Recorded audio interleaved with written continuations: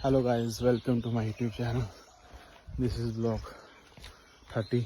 ये हैं तारा और सितारा।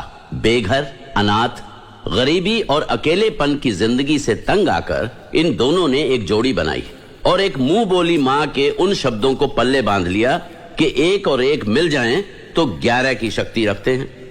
बस फिर क्या था, चल पड़े चोरी और ठगी के रास्ते पर, ये समझकर कि अब वो इस दुनिया को जीतकर अपनी एक खूबसूरत दुनिया बनाएंगे। क्यों चांदनी रात में गोली चला गया लेके दुनाली हाथ में। मिलते हैं गाइस, आऊंगा